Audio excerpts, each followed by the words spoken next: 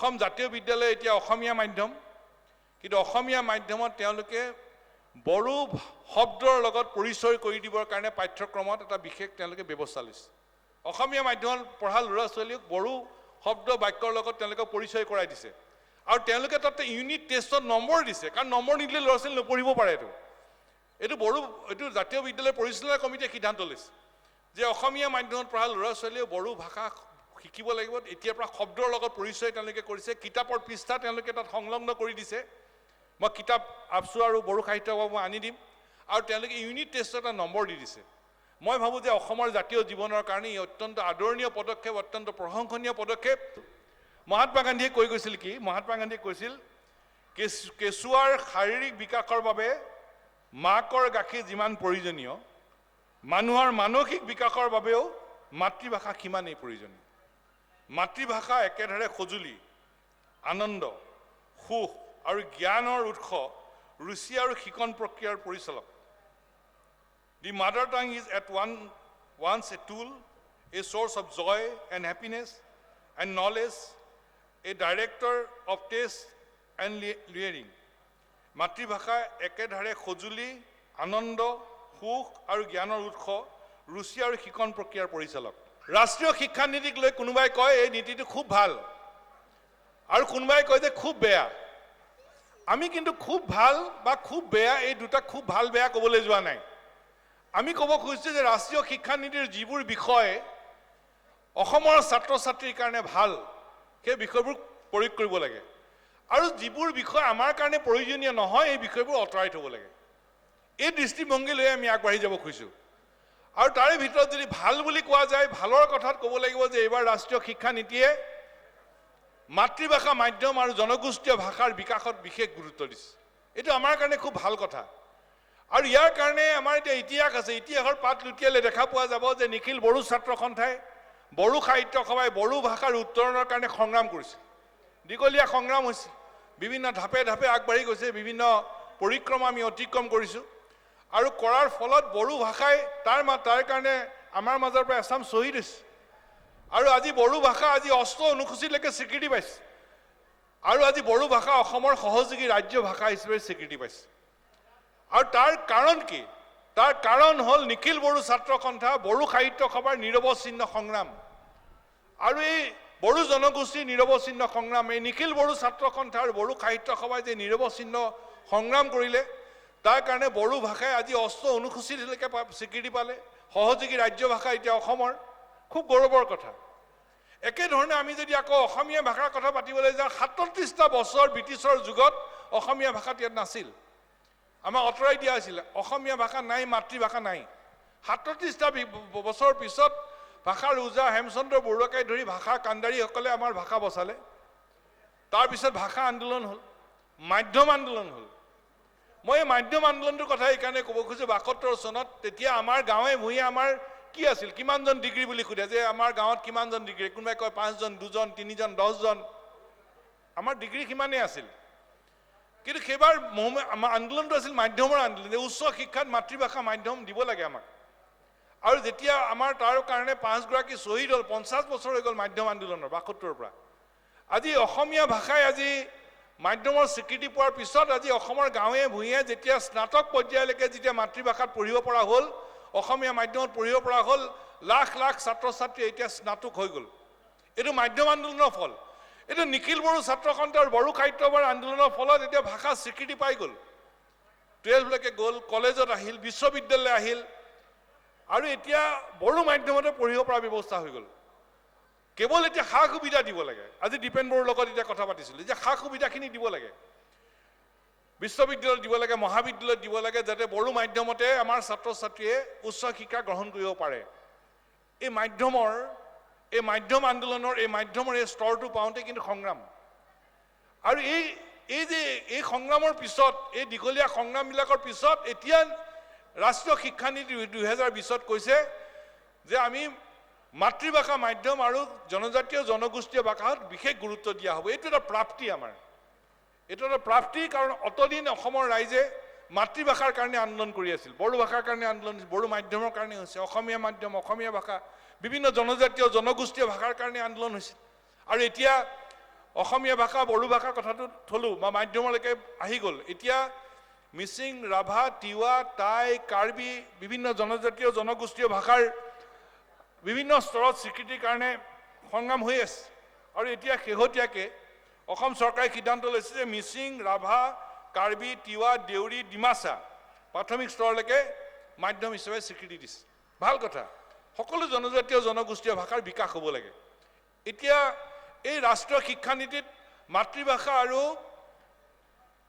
জনজাতীয় জনগোষ্ঠীয় ভাষাৰ বিকাশৰ কথাটো আমাৰ কাৰণে ভাল কথা ৰাষ্ট্ৰীয় শিক্ষানীতিৰ আৰু দুটা কথা মই কৈ থওঁ এই সুযোগতে ৰাষ্ট্ৰীয় শিক্ষানীতিৰ আৰু এটা ভাল কথা আমাৰ কাৰণে আছে এইটো মাল্টি ডিচিপ্লিনাৰী কোৰ্চৰ কথা আছে ইয়াত এতিয়া আগতে যেনেকৈ বিজ্ঞান পঢ়িলে মেডিকেল ইঞ্জিনিয়াৰিং পঢ়িম কলা পঢ়িলে কলা গ'লোঁ বাণিজ্য পঢ়িলে বাণিজ্য গ'লোঁ এতিয়া মাল্টি ডিচিপ্লিনাৰী কোৰ্চৰ কথা কৈছে বিজ্ঞান পঢ়িলেও আমি কলা আৰু বাণিজ্য কলা বাণিজ্য পঢ়িলেও বিজ্ঞান পঢ়াৰ সুবিধা আমাক দিয়া হৈছে নতুন শিক্ষানীতিত এইটো অসমৰ দৰে ৰাজ্যৰ কাৰণে ছাত্ৰ ছাত্ৰীৰ কাৰণে অতি ভাল কথা হৈছে কেৱল এই কথাটোত আগবাঢ়ি যাবৰ কাৰণে এতিয়াৰ পৰা বিদ্যালয় পৰ্যায়ত এটা কেৰিয়াৰ গাইডেন্স চেণ্টাৰ লাগিব স্কুলত পঢ়ি থাকোঁতে বিদ্যালয়ত পঢ়ি থাকোঁতে আমাৰ ল'ৰা ছোৱালীক জনাই দিব লাগিব ল'ৰা ছোৱালীৰ মাক দেউতাকক জানিবলৈ দিব লাগিব যে বিজ্ঞান পঢ়িলেও কলা কলা পঢ়িলেও বাণিজ্য বাণিজ্য পঢ়িলেও কলা বিজ্ঞান কেনেকৈ পঢ়িব পাৰি কি বিষয়ত পঢ়িব পাৰি সেই বিষয়ত জনাৰ ব্যৱস্থাটো বিদ্যালয়ৰ পৰ্যায়ৰ পৰা কেৰিয়াৰ গাইডেন্সৰ ব্যৱস্থা কৰিব লাগিব নহ'লে সময়ৰ মূৰত কোনফালে যাম কোনফালে নাযাম আমাৰ খেলি মেলি হ'ব এতিয়াও আমাৰ মাজত সেই আলোচনা চলিয়ে আছে আমি কিন্তু গম পোৱা নাই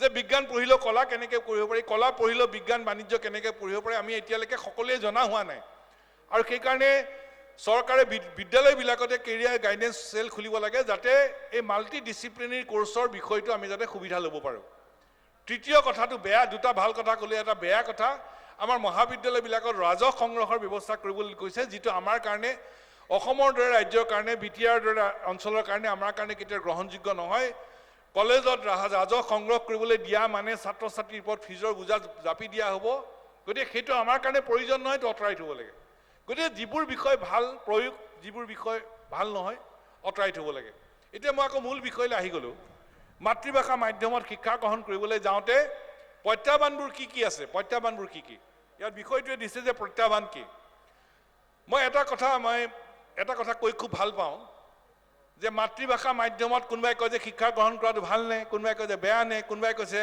পাৰিম নে কোনোবাই কয় যে ইংৰাজী মাধ্যমতে যোৱা ভাল কিন্তু পৃথিৱীৰ যিমান পণ্ডিত গুণী জ্ঞানী ব্যক্তি আছে সকলোৱে মাতৃভাষা মাধ্যমত পঢ়িয়ে সেই স্তৰ পাইছে যিমান বিজ্ঞানী গুণী জ্ঞানী ব্যক্তি আছে মহাত্মা গান্ধীয়ে কি কৈছিল মই দিল্লীতো কৈছিলোঁ এই কথা আজিও মই লিখি লৈ আহিছোঁ মহাত্মা গান্ধীয়ে মাতৃভাষা সম্পৰ্কত কি কৈছে মই ভাবোঁ যে এই বাক্যটো যদি আমি পঢ়ি লওঁ বুজি লওঁ আমাক আৰু বেলেগ উত্তৰৰ কোনো প্ৰয়োজন নাই ইয়াত মঞ্চত অৱশ্যে বহুত শিক্ষাগুৰু আছে আপোনালোকৰ সন্মুখত মোৰ পৰামৰ্শ দিয়াৰ ধৃষ্টতা নাই আপোনালোকৰ পৰা আমি পৰামৰ্শই বিচাৰিছোঁ মহাত্মা গান্ধীয়ে কৈ গৈছিল কি মহাত্মা গান্ধীয়ে কৈছিল কেঁচুৱাৰ শাৰীৰিক বিকাশৰ বাবে মাকৰ গাখীৰ যিমান প্ৰয়োজনীয় মানুহৰ মানসিক বিকাশৰ বাবেও মাতৃভাষা সিমানেই প্ৰয়োজনীয় ইয়াতকৈ মই ভাবোঁ যে মাতৃভাষাৰ প্ৰয়োজন কি তাতকৈ ক'ব নালাগে আৰু কেঁচুৱাৰ শাৰীৰিক বিকাশৰ বাবে মাকৰ গাখীৰ যিমান প্ৰয়োজনীয় মানুহৰ মানসিক বিকাশৰ বাবেও মাতৃভাষা সিমানেই প্ৰয়োজনীয় আৰু এতিয়া এই কথাটোক লৈ এতিয়া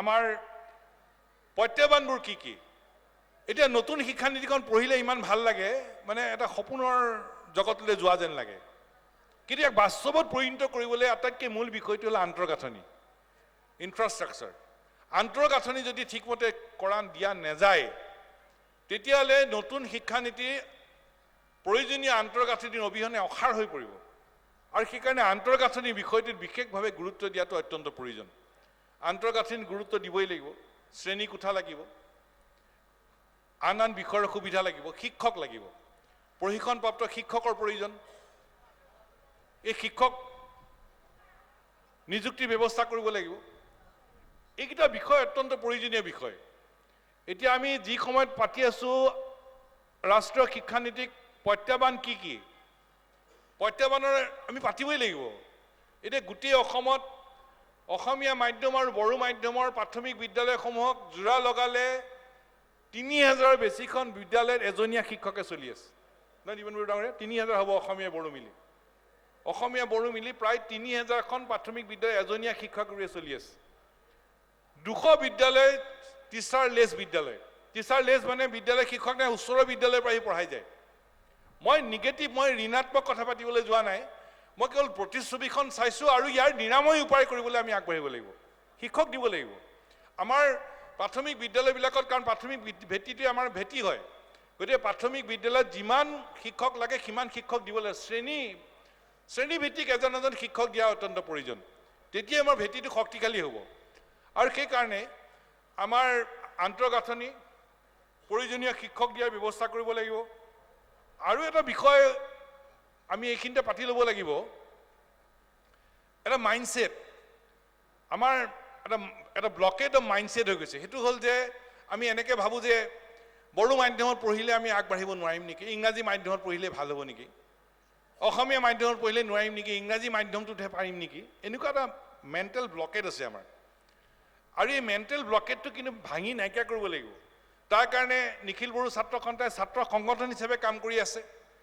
বড়ো সাহিত্য সভা, অসম সাহিত্য সভাই তাত অভিভাৱকত্ব দিব লাগিব। ইয়াত পূজনীয় শিক্ষাগুৰুসকল আছে, অধ্যক্ষসকল আছে। আপোনালোকৰ আমি অভিভাৱকত্ব বিচাৰিছোঁ, অসমৰ শিক্ষাগুৰুসকলে অভিভাৱকত্ব দিব লাগিব। এই মেণ্টেল ব্লকেটটো কেনেকৈ নাইকিয়া কৰিব পাৰি। মই আগতেই কৈছোঁ, মাতৃভাষাৰ জ্ঞান আহৰণৰ কাৰণে আটাইতকৈ উত্তম বিষয়টি হ'ল মাতৃভাষা। আৰু তাৰ কাৰণে এতিয়া আমি এটা বিষয় অত্যন্ত প্ৰয়োজন, সেই বিষয়টো হ'ল যে মাতৃভাষাত পঢ়িও, মাধ্যমটো মাতৃভাষা, ইংৰাজী এটা ভাষা ছাবজেক্ট হ'ব পাৰে। মাতৃভাষাত পঢ়িলেও আগতে আমাৰ আগৰ যিসকলে মাতৃভাষাত পঢ়িছিল, মাতৃভাষাত পঢ়াসকলে সলকলকৈ ইংৰাজী ক'ব পাৰে, শুদ্ধকৈ ইংৰাজী লিখিব পাৰে। এতিয়া মূল বিষয়টি কি, প্ৰায়বোৰ পিতৃ মাতৃৰ চিন্তা, বড়ো মাধ্যমত পঢ়িলে ইংৰাজী ক'ব নোৱাৰিব, অসমীয়া মাধ্যমত পঢ়িলে ইংৰাজী ক'ব নোৱাৰিব, আমাৰ মোৰ ল'ৰা ছোৱালী আগবাঢ়ি যাব নোৱাৰিব। এটা ব্লকেড, মানসিক এটা ব্লকেড হৈ যায়। গতিকে আমি আগৰ যিসকলে মাতৃভাষাত পঢ়িছিল, তেওঁলোকেতো মাতৃভাষাতে পঢ়িছিল, সলসলকৈ ইংৰাজী ক'বও পাৰে, লিখিবও পাৰে। আমাৰ এতিয়া ভয় হয় যে বড়ো মাধ্যমত পঢ়িলে মই সলসলকৈ ইংৰাজী ক'ব নোৱাৰিম নেকি, ভৰি কঁপি যায়, শুদ্ধকৈ ইংৰাজী আবেদন লিখিব নোৱাৰিম নেকি, এইটো আমাৰ ভয়। এইটো নাইকিয়া কৰিবলৈ উপায় আছে। এতিয়া আমাৰ যিটো শিক্ষাৰ ব্যৱস্থাটো, যিটো পাঠ্যক্ৰম, আমাক কেইবছৰমানৰ পৰা আমাক কনডেন্স ইংলিছ শিকাই দিয়া হ'ল। বড়ো মাধ্যমতে পঢ়িব, কিন্তু পূৰ্বতে যিটো ব্যৱস্থা আছিল তাকে আমি প্ৰাসংগিকভাৱে ব্যৱহাৰ কৰিব লাগে। অসমীয়া মাধ্যমতে পঢ়িব, কিন্তু পূৰ্বৰ ব্যৱস্থাটো প্ৰাসংগিকভাৱে ব্যৱহাৰ কৰিব লাগে।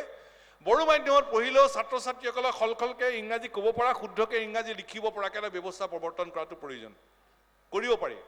ভাষা আৰু মাধ্যমৰ মাজত কিন্তু পাৰ্থক্য আছে। মাধ্যম বড়ো, ইংৰাজী কেন বি এ ছাবজেক্ট, শুদ্ধকৈ যাতে ইংৰাজী ক'ব পাৰে, শুদ্ধকৈ যাতে সলসলকৈ ইংৰাজী লিখিব পাৰে। এই কামটো আমি কৰাৰ উপায় আছে। চেলেঞ্জেছ, প্ৰত্যাহ্বান এইটো, সেই প্ৰত্যাহ্বানটো অতিক্ৰম কৰাৰ উপায় আছে। পূৰ্বতে আছিল, এতিয়া কেৱল প্ৰাসংগিকভাৱে আগুৱাই নিব লাগে। এই কামটো আগবঢ়াই নিব নোৱাৰা কোনো ব্যৱস্থা, কোনো কথা নাই। আৰু এই বিষয়টোত তেনে এটা ব্যৱস্থা আগবাঢ়ি যোৱাটো অত্যন্ত প্ৰয়োজন। এতিয়া মই যদি আৰু এটা কথা যদি পাতিবলৈ যাওঁ, সেই ব্যৱস্থাটো হ'ল সৰ্বপল্লী ৰাধাকৃষ্ণই কৈ গৈছিল এই সময়ত, বিদেশী ভাষা এতিয়া জ্ঞান আহৰণৰ মাধ্যম হিচাপে লোৱা কথাটো শিক্ষা বিজ্ঞানৰ দৃষ্টিভংগীৰে অনুপযুক্ত। It is educationally unsound to make a foreign tongue the means of acquiring knowledge. বিদেশী ভাষা এটা জ্ঞান আহৰণৰ মাধ্যম হিচাপে লোৱা কথাটো শিক্ষা বিজ্ঞানৰ দৃষ্টিভংগীৰে অনুপযুক্ত। আমি কোৱা নাই, সৰ্বপল্লী ৰাধাকৃষ্ণনে সেই সময়ত, আমাৰ ৰাধাকৃষ্ণন কমিশ্যনৰ সময়ত তেতিয়া এই কথাটো কৈ গৈছে। গতিকে মেণ্টেল ব্লকেটটো নাইকিয়া কৰিবলৈ যিটো আমাৰ প্ৰত্যাহ্বান আছে, সেই প্ৰত্যাহ্বানটো আমি অতিক্ৰম কৰিবলৈ আমি উপায় এটা উলিয়াব লাগিব। ভাল কিতাপ লাগিব, কিতাপৰ লগত আকৌ লাগিব অনুবাদমূলক কিতাপ লাগিব। আমাৰ এতিয়া অনুবাদমূলক কিতাপৰ ক্ষেত্ৰত আমি ব্যৱস্থা লোৱাটো অত্যন্ত উপায়। আমাৰ ভাষাটো আমাৰ এনৰিচ কৰি নিবলৈ কাৰণে ব্যৱস্থা কৰিব লাগিব। তাৰ কাৰণে নেতৃত্ব ল'ব লাগিব আমাৰ পণ্ডিতসকলে, আমাৰ ভাষাবিদসকলে, বড়ো সাহিত্য সভাই, অসম সাহিত্য সভাই বা আমাৰ শিক্ষাগুৰুসকলে। বড়ো সাহিত্য সভাই এই ক্ষেত্ৰত যথেষ্ট কাম কৰিয়ে আছে। গতিকে আমাৰ ভাষাটোক এনৰিচ কৰি লৈ যাবৰ কাৰণে অনুবাদমূলক কিতাপৰ ব্যৱস্থাও লাগিব, ভাল কিতাপ লাগিব, ছাত্ৰ ছাত্ৰীৰ হাতত ভাল কিতাপ তুলি দিয়াৰ ব্যৱস্থা কৰিব লাগিব। আৰু এটা প্ৰত্যাহ্বানৰ কথা মই ক'ব খুজিম, সেইটো খুব জৰুৰী। এতিয়া এফালে কৈছে মাতৃভাষাত গুৰুত্ব দিব লাগে, আৰু আনফালেদি কৈছে যে প্ৰাইভেট ইনভেষ্টমেণ্ট হ'ব লাগে। প্ৰাইভেট ইনভেষ্টমেণ্ট কৰি আকৌ মাতৃভাষাক আগুৱাই নিয়াৰ কথাটো এটা কণ্ট্ৰাডিক্টৰী কথা। গতিকে আমি চাব লাগিব যে প্ৰাইভেট ইনভেষ্টমেণ্ট হ'লেও এই প্ৰাইভেট ইনভেষ্টমেণ্ট কৰা বিদ্যালয়সমূহত মাতৃভাষাক গুৰুত্ব দিয়াৰ ব্যৱস্থা কৰিব লাগিব, মাতৃভাষা বাধ্যতামূলকভাৱে শিকাব লাগিব। প্ৰাইভেট ইনভেষ্টমেণ্ট কৰি তেওঁলোকে ইংৰাজী মাধ্যমৰ বিদ্যালয় খুলিব বা ব্যক্তিগত খণ্ডৰ মাতৃভাষা মাধ্যমৰ বিদ্যালয়ও হ'ব পাৰে। বড়ো মাধ্যমৰ বিদ্যালয় আছে, অসমীয়া মাধ্যমৰ বিদ্যালয়ও আছে ব্যক্তিগত খণ্ডৰ, কিন্তু ব্যক্তিগত খণ্ডৰ বড়ো মাধ্যমৰ বিদ্যালয় বড়ো শিকাবই, অসমীয়া মাধ্যমৰ বিদ্যালয় বড়ো অসমীয়া শিকাবই। কিন্তু প্ৰাইভেট ইনভেষ্টমেণ্টৰ জৰিয়তে ইয়াত তেওঁলোকে লাভ কৰিবলৈ আহিব। লাভ কৰিবলৈ আহোঁতে তেওঁলোকে বিষয়টোক আগুৱাই নিবলৈ যাওঁতে তেওঁলোকে এটা ইউনিভাৰ্চেল তেওঁলোকে এটা চিন্তা লৈ আহিব। আৰু এই ইউনিভাৰ্চেল চিন্তাটো লৈ তেওঁলোকে ইনভেষ্টমেণ্ট কৰিব। আৰু তেতিয়া তেওঁলোকে মাতৃভাষাক গুৰুত্ব দিছে নে নাই, গুৰুত্ব দিব নে নাই, তাৰ এটা সঠিক সিদ্ধান্ত লাগিব। আৰু সেই কণ্ট্ৰডিক্টৰী পইণ্টটো নাইকিয়া কৰিব, পৰস্পৰ বিৰোধী কামটো নাইকিয়া কৰিবলৈ ৰজাঘৰে ক'ব লাগিব যে ঠিক আছে বিদ্যালয় পাতিছা, কিন্তু মাতৃভাষা শিকাব লাগিব, বড়ো ভাষা শিকাব লাগিব, অসমীয়া ভাষা শিকাব লাগিব, বাকী জনজাতীয় জনগোষ্ঠীয় ভাষা শিকাব লাগিব। এতিয়া এই বিষয়ত মই এটা কথা কৈ থ'ব খোজোঁ, সেই কথাটো হ'ল মানে অসম চুক্তিৰ 6 নম্বৰ দফা অনুসৰি আমি ৰক্ষা কৱচ বিচাৰি আছিলোঁ। বিপ্লৱ শৰ্মা কমিটিৰ পৰামৰ্শ দিছে, আৰু ৰক্ষা কৱচটো হ'ল আমাৰ খিলঞ্জীয়া মানুহৰ কাৰণে। আৰু এই ৰক্ষা কৱচৰ এটা অন্যতম বিষয় আছিল বিপ্লৱ শৰ্মা কমিটিৰ প্ৰতিবেদনত যে ইংৰাজী মাধ্যমৰ বিদ্যালয়ত আমাৰ ভাষা শিকাব লাগে। আৰু এই ভাষাটো শিকাবৰ কাৰণে সিদ্ধান্ত হ'ল যে ব্ৰহ্মপুত্ৰ উপত্যকাৰ, এতিয়া গোটেই অসমৰ ভিতৰত প্ৰথম ব্ৰহ্মপুত্ৰ উপত্যকা লোৱা হৈছে, এটা সিদ্ধান্ত হৈছে যে ব্ৰহ্মপুত্ৰ উপত্যকাৰ ইংৰাজী মাধ্যমৰ চৰকাৰী বেচৰকাৰী সকলো বিদ্যালয়ত অসমীয়া ভাষা বাধ্যতামূলকভাৱে শিকোৱা হ'ব। বিটিআৰ এলেকাত বড়ো অসমীয়া যোনে শিকে বাধ্যতামূলকভাৱে বিদ্যালয় শিকাব লাগিব, নহ'লে পানিছমেণ্ট হ'ব। এই কথাটো আগবাঢ়ি যাওঁতে তেতিয়া আমি নিখিল বড়ো ছাত্ৰ সন্থাৰ সভাপতি দীপেন বড়ো ডাঙৰীয়াক আমি পালোঁ। আলোচনাৰ পিছত দীপেন বড়ো ডাঙৰীয়াই এটা পৰামৰ্শ আমাক দিলে আফচুৰ ফালৰ পৰা যে ব্ৰহ্মপুত্ৰ উপত্যকাত ইংৰাজী মাধ্যমৰ বিদ্যালয়ত অসমীয়া বাধ্যতামূলক, বিটিআৰ এলেকাত বড়ো বা অসমীয়া যোনে যিটো পঢ়িব। দীপেন বড়ো ডাঙৰীয়াই ক'লে যে ঠিক আছে বিটিআৰ বাদ দিও ব্ৰহ্মপুত্ৰ উপত্যকাৰ বাকীবোৰ অঞ্চলতো যিবোৰ শিক্ষানুষ্ঠান আছে ইচ্ছুক ছাত্ৰ ছাত্ৰীসকলক বড়ো ভাষা শিকোৱাবলৈ কাৰণে বড়ো ছাবজেক্ট পঢ়াৰ সুবিধা দিয়াটো উচিত হ'ব। আমি সদৌ অসম ছাত্ৰ সন্থাই নিখিল বড়ো ছাত্ৰ সন্থাৰ দৃষ্টিভংগীত আমি একমত প্ৰকাশ কৰিছোঁ। এতিয়া ব্ৰহ্মপুত্ৰ ইয়াৰ পিছৰ আলোচনাত নিখিল বড়ো ছাত্ৰ সন্থাই পৰামৰ্শটো আমি লৈ যাম, একমত হৈ লৈ যাম আৰু ক'ম যে ব্ৰহ্মপুত্ৰ উপত্যকাৰো বাকী বিদ্যালয়সমূহতো শিক্ষানুষ্ঠানসমূহতো যিসকল ছাত্ৰ ছাত্ৰীয়ে বড়ো শিকিব খোজে সেই বড়ো শিকোৱাৰ ব্যৱস্থা ব্যক্তিগত শিক্ষা খণ্ডৰ শিক্ষানুষ্ঠানসমূহে কৰিব লাগিব। এই বিষয়টো আমি আগুৱাই লৈ যাম।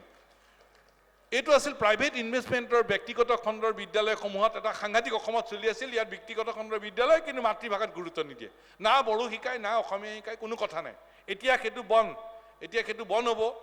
এইটো ৰক্ষা কৱচৰ এটা অন্যতম ব্যৱস্থা। আৰু এই বিষয়ত আমি আগুৱাই যাওঁতে আমি নিখিল বড়ো ছাত্ৰ সন্থাৰ লগত আমি আৰু কথা বতৰা পাতি আগবাঢ়ি যাম। কিন্তু ইতিমধ্যে এই বিষয়ত আমি একমত প্ৰকাশ কৰিছোঁ, আমি আগুৱাই লৈ যাম। বড়ো সাহিত্য সভাৰো এই দিশত আমি দিহা পৰামৰ্শ আমি কামনা কৰিছোঁ। এতিয়া আহি গ'ল আমি আৰু এটা বিষয়ৰ কথা মই ক'বই লাগিব, এইটো কথা মানে নক'লে ভুল হ'ব। মাজতে এটা আমাৰ ঘটনা ঘটিছিল, মোৰ সময় আহি আছে আৰু 10 মিনিটত শেষ কৰিম। আৰু এটা কথা আহি আছিল মাজতে আমাৰ মাতৃভাষা আমাৰ নতুন শিক্ষানীতিত কৈছে যে বিজ্ঞান আৰু গণিত মানে মাল্টি লেংগুৱেজ মানে বাইলিংগুৱেল কিতাপ হ'ব লাগে, সেইটো আছিল উপায়। কিন্তু মাজতে কি কৰিলে আমাৰ বাইলিংগুৱেল নাইকিয়া কৰি অকল মানে ইংৰাজীত শিকাবলৈ আৰম্ভ কৰিলে। এটা বছৰ আমি ভুগিছোঁ, এটা বছৰ আমাৰ বিদ্যালয়সমূহত ছাত্ৰ ছাত্ৰীয়ে কি পঢ়িব, শিক্ষক শিক্ষয়িত্ৰীয়ে কি পঢ়াব, অভিভাৱকৰ বিপাঙত পৰিছিল। কিন্তু নিখিল বড়ো ছাত্ৰ সন্থাৰ সদৌ অসম ছাত্ৰ সন্থা বড়ো সাহিত্য বা অসম সাহিত্য আমি একেলগে সিদ্ধান্ত ল'লোঁ যে নহ'ব, বাইলিংগুৱেল টেক্সটবুক প্ৰাথমিক পৰ্যায়ত আমাৰ বড়ো ইংৰাজী অসমীয়া ইংৰাজী বাইলিংগুৱেজ থাকিব লাগিব। মাতৃভাষাক কৈছে মাতৃভাষা দিব লাগিব।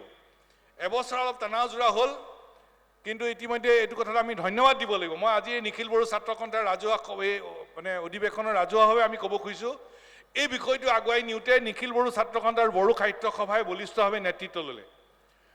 চৰকাৰে যেতিয়া নিখিল বড়ো ছাত্ৰ সন্থাৰ বড়ো সাহিত্য সভাৰ লগত কথা বতৰা পাতিলে একেই সিদ্ধান্ত হ'ল। ভাবিলে যে আছুৰ লগত কথা নপতাকৈ আফচুৰ লগত কথা পাতিলে কিজানি কিবা ওলাই ফৰ্মুলা, কিন্তু আফচুৱে ক'লে নহয়, আমাৰ ফৰ্মুলা এটাই, মাতৃভাষা লাগিবই।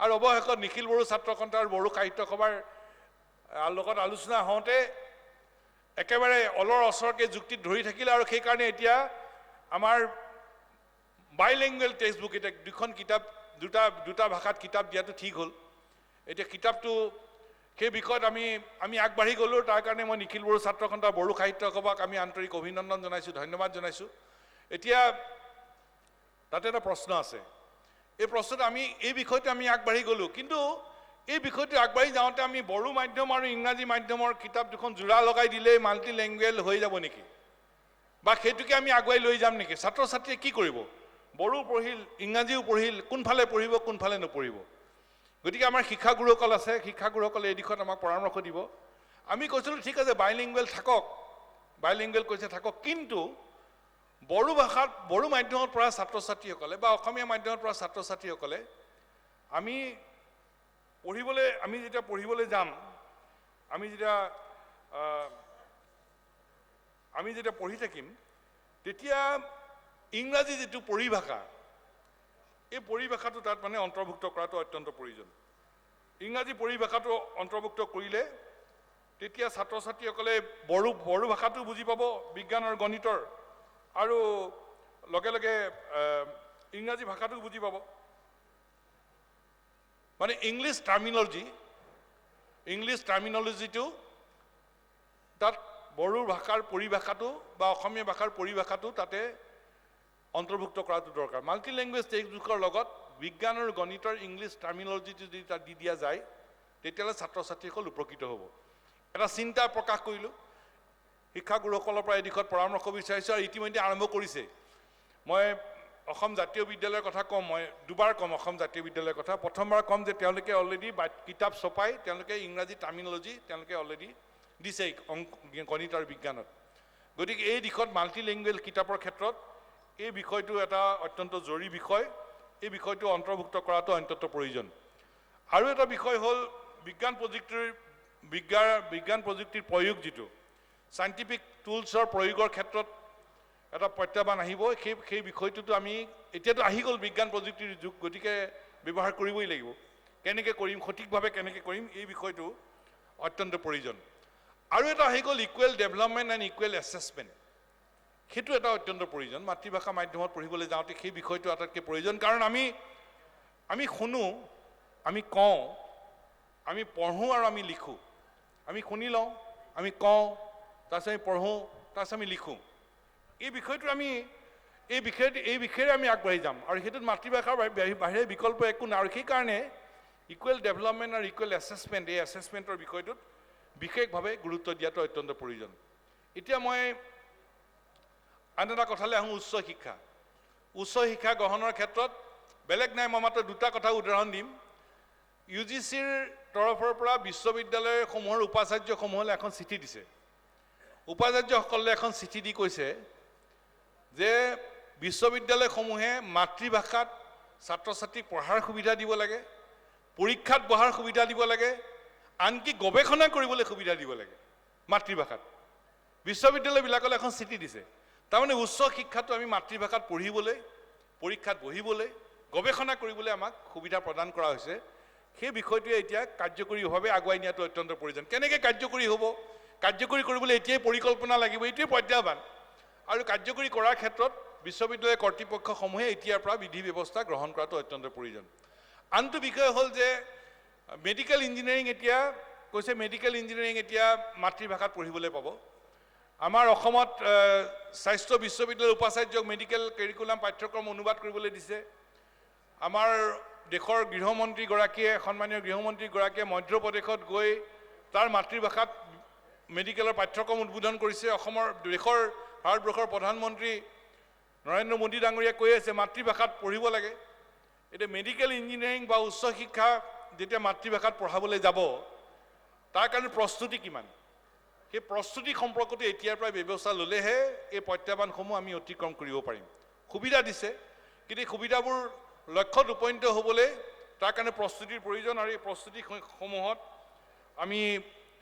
প্ৰস্তুতিসমূহ কেনেধৰণে আগবঢ়াই লৈ যাম সেইটো অত্যন্ত প্ৰয়োজনীয় বিষয় মই আৰু এটা বিষয় মই কৈ থ'ব খুজিছোঁ এইটো হ'ল এই মাতৃভাষা শিক্ষা কৰিবলৈ যাওঁতে এতিয়া আমি ক'লৈ গৈ আছোঁ এই বিষয়টোত এটা আলোচনা হৈছে আমি ক'লৈ যাম, ইয়াৰ ভৱিষ্যত কথাটো ক'ত, ইমাৰ্জিং ট্ৰেণ্ডটো কি, ইমাৰ্জিং ট্ৰেণ্ডৰ কথা পতা হৈছে। ইমাৰ্জিং ট্ৰেণ্ডৰ ভিতৰত যদি কথা পাতিবলৈ যাওঁতে এটা অলৰেডি পাতিলোৱে যে এতিয়া মাল্টি ডিচিপ্লিনাৰী কোৰ্চৰ কথা কৈছে, এতিয়া ইমাৰ্জিং ট্ৰেণ্ডৰ ভিতৰত আমাৰ পৰিব।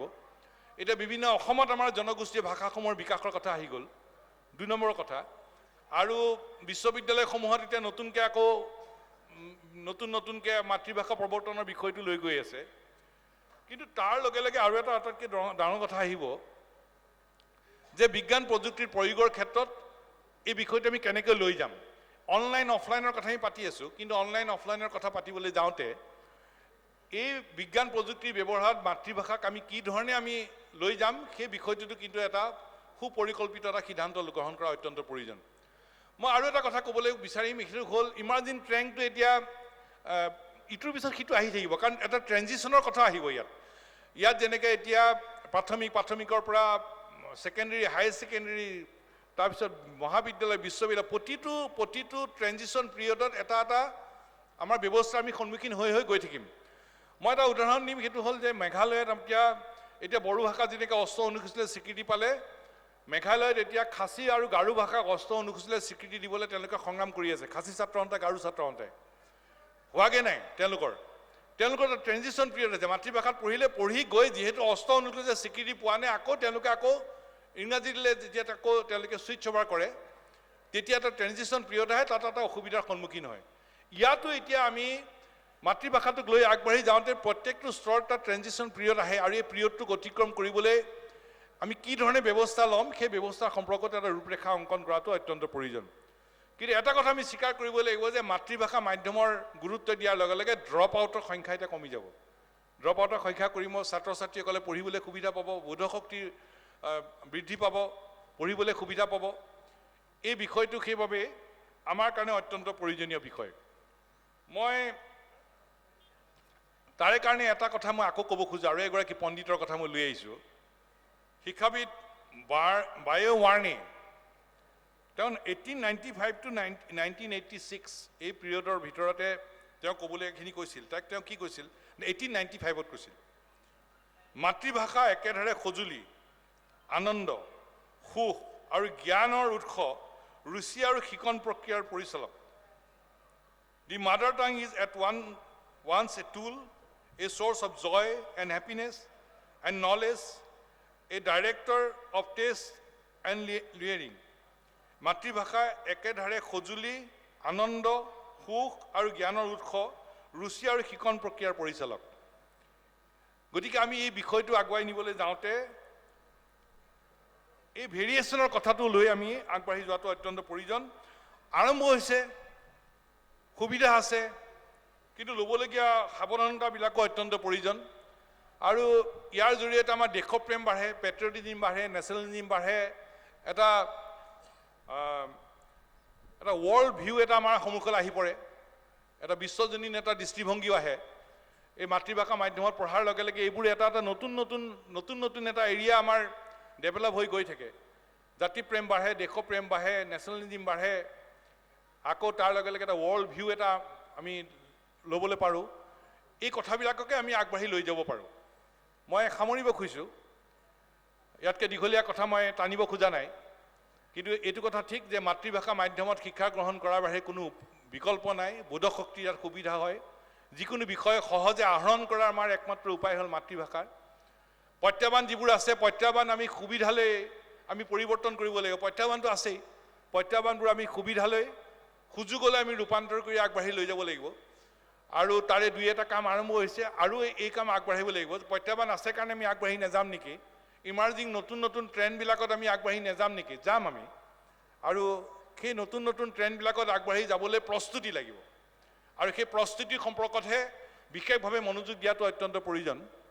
মই শেষত এটা কথাৰে মোৰ ক'বলগীয়া সামৰিম, কিন্তু তাৰে আগত মই এটা খুব ভাল খবৰ মই বাৰ্তা এটা দিব খুজিছোঁ যে অসমত বহুত ভাল কাম হৈছে। কিন্তু এতিয়া মাতৃভাষাক লৈ এতিয়া যে বড়ো ভাষা সহযোগী ৰাজ্য ভাষা হ'ল, সকলোৰে গৌৰৱৰ বিষয়। আমি আমাৰ মাজত আলোচনা কৰিছোঁ যে আমি সকলোৱে যিসকলে বড়ো ভাষা নাজানো আমি শিকিব লাগে সহযোগী ৰাজ্য ভাষা। একেধৰণে আমি সকলোৱে বিভিন্ন জনজাতি আৰু জনগোষ্ঠীয় ভাষাও শিকিব লাগে।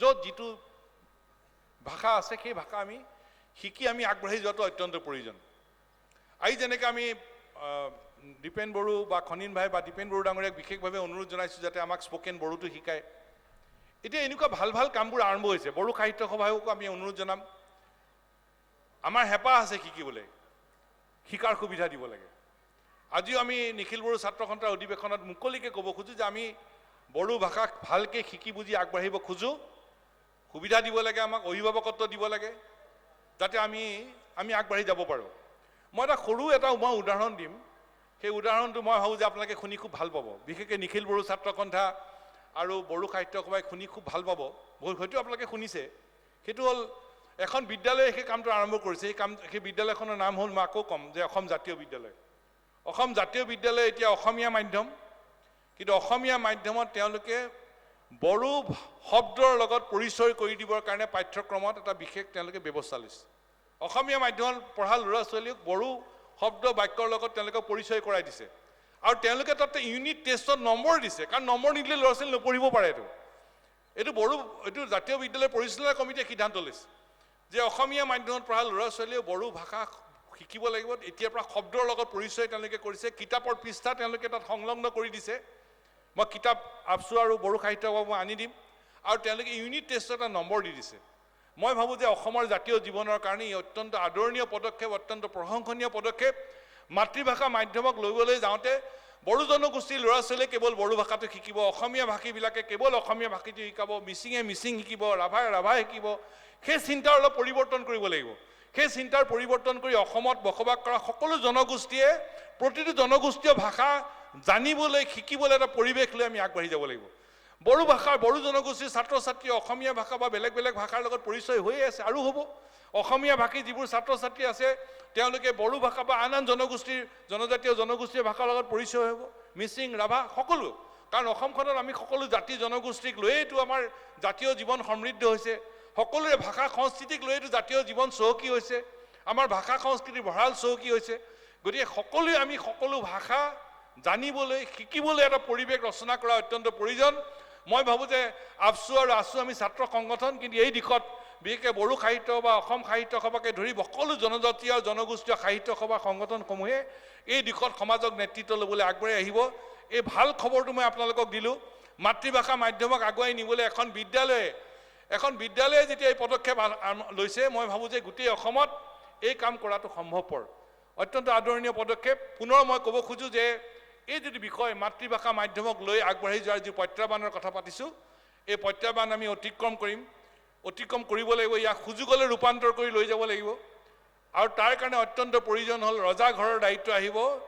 তেওঁলোকে আন্তঃগাঁথনি ঠিক কৰিব লাগিব প্ৰস্তুতি লাগিব আন্তঃগাঁথনি অবিহনে নতুন শিক্ষানীতি অসাৰ হৈ পৰিব আৰু সেইকাৰণে বাৰম্বাৰ এটা ছাত্ৰ সংগঠনৰ ফালৰ পৰা আমি সোঁৱৰাই থাকিম যেতিয়ালৈকে লক্ষ্যত উপনীত নহওঁ সেইটো হ'ল যে নতুন শিক্ষানীতিক মাতৃভাষা মাধ্যমত গুৰুত্ব দিয়া বিষয়টো ভাল হৈছে ইয়াক সম্পূৰ্ণ প্ৰস্তুতি লৈ আগবাঢ়ি যোৱাটো অত্যন্ত প্ৰয়োজন তাৰ কাৰণে প্ৰয়োজনীয় আন্তঃগাঁথনি এতিয়াৰ পৰাই প্ৰস্তুত কৰক আন্তঃগাঁথনি অবিহনে ই অসাৰ হ'ব আৰু সেইকাৰণে আন্তঃগাঁথনিক লৈ প্ৰয়োজনীয় আন্তঃগাঁথনিক সৃষ্টি কৰি প্ৰয়োজনীয় প্ৰস্তুতিৰে এই বিষয়ত আগবাঢ়ি যোৱাটো অত্যন্ত প্ৰয়োজন নিখিল বড়ো ছাত্ৰ সন্থা বড়ো সাহিত্য সভা অসম সাহিত্য বা সদৌ অসম ছাত্ৰ সন্থাই এই বিষয়ত অতদিনে মাতৃভাষাৰ জয়গান মাতৃভাষা মাধ্যমৰ জয়যাত্ৰা চৰকাৰী খণ্ডৰ শিক্ষানুষ্ঠানৰ জয়যাত্ৰাৰ বাবে যি সংগ্ৰাম কৰি আছে সেই সংগ্ৰামখন সফল হ'ব তেতিয়াহে যেতিয়া আমি এই লক্ষ্যত উপনীত হ'ব পাৰিম এইখিনি কথাকে কৈ নিখিল বড়ো ছাত্ৰ সন্থাৰ এই অধিৱেশনৰ লগত জড়িত হ'বলৈ সুবিধা দিয়াৰ কাৰণে নিখিল বড়ো ছাত্ৰ সন্থাৰ নেতৃবৰ্গক পুনৰ অভিনন্দন আৰু ধন্যবাদ জনালোঁ আৰু পুনৰ ক'ব খুজিছোঁ যে বড়ো জনগোষ্ঠীৰ ছাত্ৰ ছাত্ৰীৰ সুৰক্ষিত শৈক্ষিক ভৱিষ্যত বড়ো জনগোষ্ঠীৰ আত্মবিকাশৰ পথ প্ৰশস্ত হোৱাৰ লক্ষ্য আৰু অসমত খিলঞ্জীয়া মানুহৰ প্ৰভুত্ব আৰু সৰ্বকালৰ কাৰণে নিৰ্ণায়ক অধিকাৰ নিশ্চিত হোৱাৰ লক্ষ্যৰে আগুৱাই যাবৰ বাবে নিখিল বড়ো ছাত্ৰ সন্থা আৰু সদৌ অসম ছাত্ৰ সন্থাৰ নিখিল বড়ো ছাত্ৰ সন্থাই আমি হাতত হাত ধৰি কান্ধত কান্ধ মিলাই আমি আগবাঢ়ি যাম তাকেই কামনা কৰি পুনৰ আপোনালোকলৈ আন্তৰিক অভিনন্দন জনাই মোৰ ক'বলৈ এইখিনি সামৰিছোঁ ধন্যবাদ জয় অসম খুলুমবাই বহুত বহুত ধন্যবাদ